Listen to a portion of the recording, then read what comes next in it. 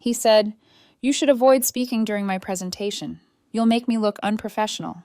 I said, "Good to know." I didn't correct him. I didn't show up.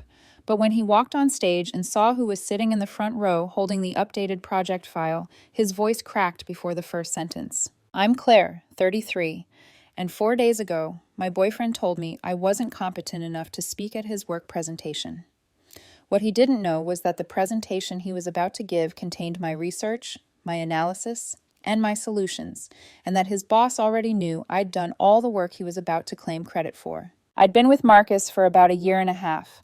We met through work, different companies, same industry, both of us in data consulting. He worked for a mid-sized firm. I work for a smaller boutique consultancy that specializes in complex analytics. We bonded over shared frustrations with clients, similar technical backgrounds, mutual understanding of the work. About 6 months ago, Marcus's firm landed a big client, a healthcare company looking to overhaul their data infrastructure.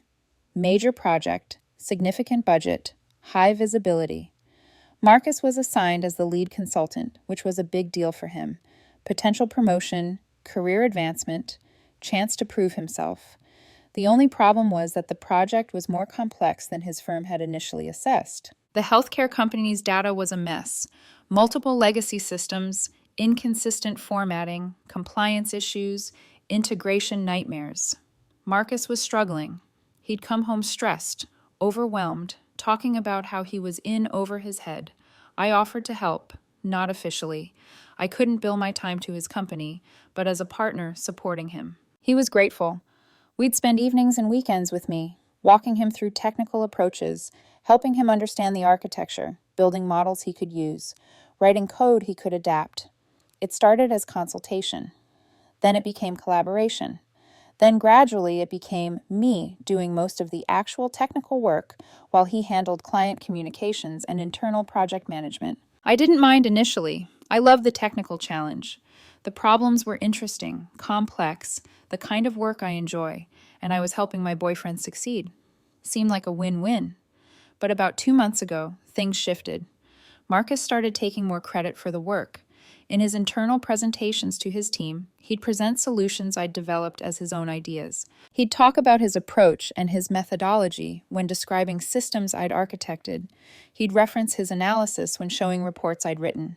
When I'd point this out gently, not accusatorily, he'd say it was just work politics, that he had to position himself as the technical lead to his bosses, that giving me credit would complicate things since I wasn't officially part of the project. "I'll make it up to you," he'd say. "Once this project is done and I get my promotion, I'll take you somewhere amazing, I promise." I let it slide. Figured he was under pressure, that I'd get proper acknowledgement eventually. 3 weeks ago, Marcus told me about the big presentation. His firm was hosting a major stakeholder meeting. His bosses, the client's executive team, some board members. He'd be presenting the final recommendations, showcasing the new data infrastructure design, demonstrating the projected improvements. Career-defining moment. "I'm terrified," he admitted. "This is the biggest presentation of my career. If I nail this, the promotion is basically guaranteed." "You'll do great. You know the material." "I know it because you explained it to me, but presenting it to this audience, I'm worried I'll get technical questions I can't answer." "You can answer them. You've been living this project for months. Maybe you could come as moral support. Sit in the back. Help me feel confident." "Sure, if you want me there." "Actually, let me think about that. It might look weird having my girlfriend there. Let me see how I feel closer to the date." Fast forward to 4 nights ago. The presentation was scheduled for Friday afternoon. Thursday night, we were at his apartment reviewing his slides one final time. "I think I'm as ready as I'll ever be," he said. "You're going to kill it. You're still planning to come tomorrow, right?" "If you want me there." "Yeah," he hesitated. "Actually, I've been thinking. Maybe it's better if you don't come."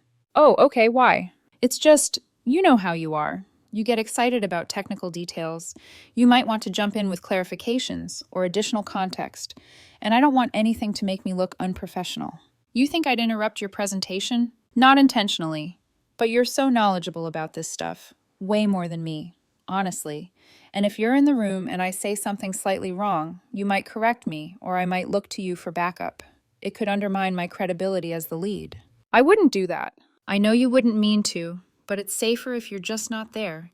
You should avoid speaking during my presentation. Actually, you should probably just skip it entirely. You'll make me look unprofessional if people realize I've been getting so much help. I sat there processing. You don't want me at your presentation because you're afraid people will realize I did the work. That's not what I said. It's what you meant. You're about to present my research, my analysis, my infrastructure design, and you don't want me in the room because someone might figure out it's not actually your work. I never said it wasn't my work. We collaborated. I managed the project. You managed the client relationship. I did the technical work. You're being unfair. I worked on this too. I'm not saying you didn't. I'm saying the technical components, the architecture, the data models, the integration strategy, the compliance framework. That was me, and you know it. He went quiet. I thought you wanted to help me. I did. I do. But there's a difference between helping you and doing your job while you take all the credit. So now you're saying I owe you credit in front of my bosses and my client? That'll really help my career. I'm saying maybe I should be acknowledged for the work I did. That's not unreasonable. It is when you're not part of the project team, when you're not employed by my company, when bringing you in would raise questions about why I needed outside help. Outside help from your girlfriend who specializes in exactly this type of work. Just forget it. Don't come tomorrow. I'll do it myself. Good to know. I left, drove home, spent that night thinking about what to do. Update 1. Friday morning, I made a decision. I wasn't going to the presentation, but I wasn't going to stay silent either. I'd been documenting everything, every late night session, every technical document I'd created, every piece of code I'd written. I had a complete record of my contributions to Marcus's project, not because I'd planned to use it against him, but because I'm thorough and I keep records of my work. I compiled everything into a single file, a comprehensive document showing the evolution of the project's technical components, time-stamped with clear authorship attribution for every model, every analysis, every recommendation. Then I sent it to someone I'd met at an industry conference 6 months ago, Marcus's boss, Graham. We'd had a good conversation about data architecture challenges, exchanged business cards, stayed loosely connected on LinkedIn. Professional acquaintance, nothing more. My email was carefully worded. Graham, I hope this doesn't come across inappropriately, but I wanted to make you aware of something before today's presentation. I've been providing significant technical assistance to Marcus on the healthcare project, documentation attached. This isn't about taking credit, but I believe you should know the full picture of how the technical solutions were developed before making decisions about project outcomes. Happy to discuss if you have questions. I sent it at 9 a.m. The presentation was at 2 p.m. That gave Graham 5 hours to review the material and decide what to do with the information. Then I waited. Around 11 a.m., Graham replied, "Thank you for bringing this to my attention. Very thorough documentation. Would you be able to attend the presentation this afternoon? I think your perspective would be valuable." I responded, "I'll be there." I didn't tell Marcus. Update 2. I arrived at Marcus's office building at 1:45 p.m., checked in at reception, was directed to a conference room on the executive floor. Large room, stadium-style seating, projection screen at the front. About 40 people were already there. Marcus's colleagues, client representatives, some executives I recognized from company websites. I took a seat in the front row off to the side, placed my laptop on the desk in front of me, opened the comprehensive documentation file I'd sent Graham, and waited. Marcus walked in at 1:55 p.m., looking nervous but put together. Professional outfit, presentation materials in hand, confident stride. He was talking to someone from his team, laughing at something, getting ready to wow the room. He stepped up to the front, positioned himself at the podium, smiled at the audience. Then he looked at the front row and saw me. His face went white, actual visible loss of color. His smile disappeared. He looked at me, then at Graham, who was sitting 3 seats away from me, then back at me. "Hi, everyone," he started, voice shaky. "Thank you for coming today. I'm going to present our final recommendations for the healthcare data infrastructure project." His voice cracked. He cleared his throat, tried again. "Over the past 6 months, my team and I have been working on..." He trailed off, looked at me again. I had my laptop open, the documentation visible on the screen. Anyone nearby could see it was the same project he was about to present. Graham stood up. "Marcus, before you begin, I think we need to discuss the project's technical development.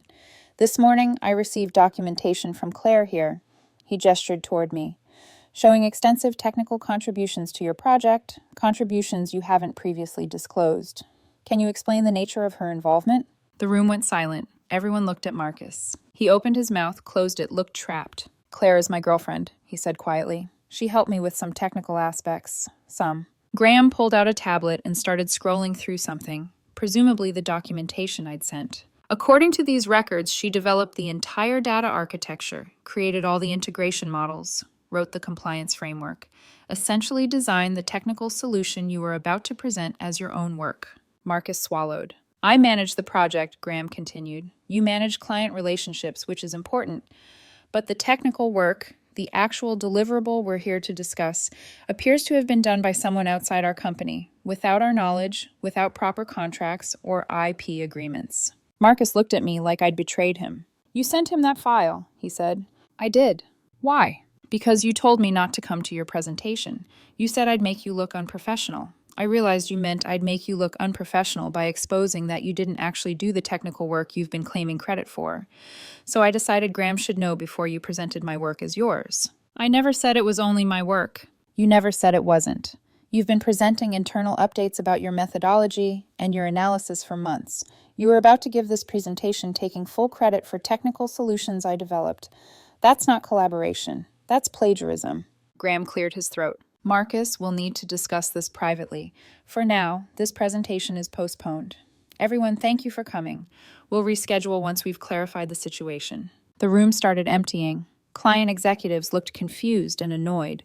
Marcus's colleagues were whispering to each other. Graham approached me as people filed out. Thank you for bringing this to my attention.